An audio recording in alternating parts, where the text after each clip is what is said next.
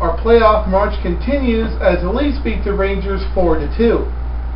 Congratulations to Mark Crawford for being named head coach of Team Canada for the Spengler Cup. Congrats, Mark. I know we'll win the Spengler Cup for sure with you behind the bench.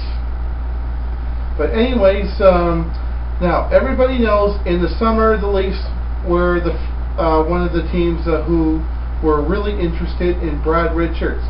Unfortunately, things didn't work out so well as he signed with the Rangers instead on day 2 of the free agency, so they went with their backup plan and signed Tim Connolly, and let's just say the Leafs faced Brad Richards for the first time as a New York Ranger, and they also debuted Tim Connolly as a Toronto Maple Leaf player.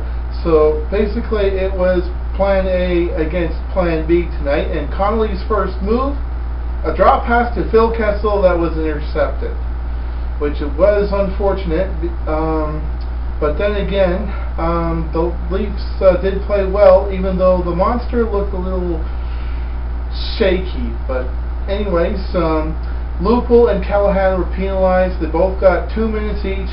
And unfortunately, Girardi scores from the blue line, and it's 1-0 Rangers. And the Monster, like I said, he looked shaky throughout the first period, but he was just trying to get into position to try and stop Girardi. But unfortunately, he was a little bit slow, and the puck went through his legs. 1-0. Then Delzato scores, but the Leafs got lucky because the refs were actually doing their job, and they waved off the goal because a Rangers player was shoved into the Monster, but he had plenty of time to get out of the way, and he chose to go right into him and prevented him from stopping the puck, so no goal. And the same with Dubinsky's goal. I mean, the Monster stopped the puck, but he was pushed back. The puck was in the Monster's glove, so there was no goal there, goaltender interference. There were no penalties on any of those, although Hurst was penalized for interference, and 10 seconds later Connolly got the same penalty.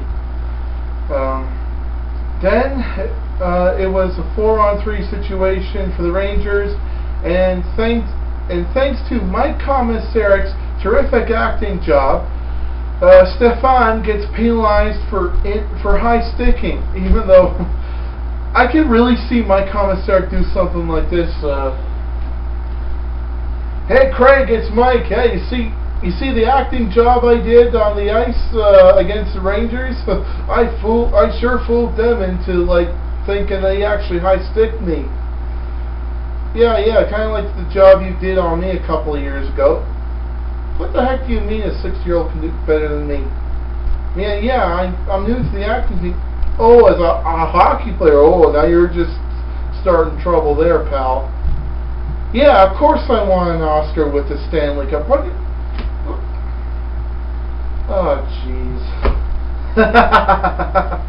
I'm kidding. But anyways, after all the penalties were over, Mike Komisarek made a great play on Dubinsky, and that created the Leafs scoring opportunity just as the first period ended, but they didn't have enough time to actually score a goal. And in the second period, the Leafs make up for the first period as Lombardi scores. Lumber! And it's a 1-1 tie, and that's pretty much how it was throughout the second period. I mean, Mike Brown got into a fight with Chris Newberry, and both of them were throwing bombs. Not like that, but anyways, Mike Brown beats up Newberry. I don't know what the heck started, but Chris Newberry and Mike Brown, that sounds like a mismatch in Brown's favor. But anyways, Kessel gets a breakaway opportunity, and let's just say Lundqvist stops him from adding to his goal total and point total, and stops him on the breakaway. He did have the edge of getting some breakaway practice shots before the game, but yeah. Well, anyways, Fred's penalized, and then sometime after that, Girardi, or was it Delzato, fans on the shot. Phil Kessel's right there. He's off to the races, and he's stopped again by Lundqvist. But I can't help but think that if he elevated the puck a little bit, it would have gotten over Lundqvist's pads, and it probably would have been 3-1 for the Leafs at that point. But anyways, third period, Lupul scores, making it 3-1 for the Leafs. And then the King returns as he uses the might of Excalibur to score the Leafs' fourth goal, and it's a 4-1 Leafs lead. And whew. And then after that, Dubinsky's penalized, and Leafs couldn't score on that. And Mike Brown scores later, or should I say, he puts a brownie behind Lundqvist, and it's a 4-1 Leafs lead. And then, well, let's just say Del Zotto gets lucky as he scores on the monster, and this time his goal actually counts. So, but that's probably the only highlight of the night.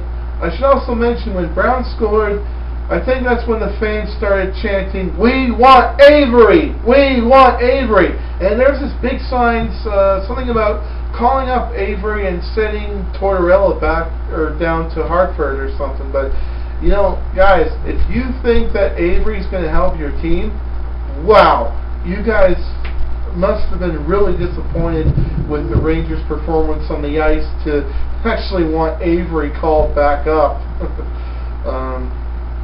But yeah, Dubinsky was penalized afterwards, but that didn't make much of a difference because the Leafs went on to beat the Rangers in their home opener at the newly revamped Madison Square Garden. So congratulations to the Leafs.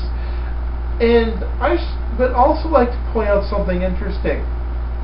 James Reimer, although he got most of his starts at home, his record 4-0-1. The Leafs' record at home 4-0-1. And the Monster gets all his starts on the road, and yet the Leafs' road record 2-2-0. The same record as the Monster so far this season. I think that's kind of interesting. I mean, wow. I mean, how often do you see the starting goaltender's record be the same as the team's home record, and the team's backup goalie's record happens to be their road record? And that's kind of neat, don't you guys think? Anyways, until after the Leafs beat the Penguins, or after the Leafs beat the Senators, go Leafs, go! Go Leafs, go! Go Leafs, go! Go Leafs, go! Go Leafs, go!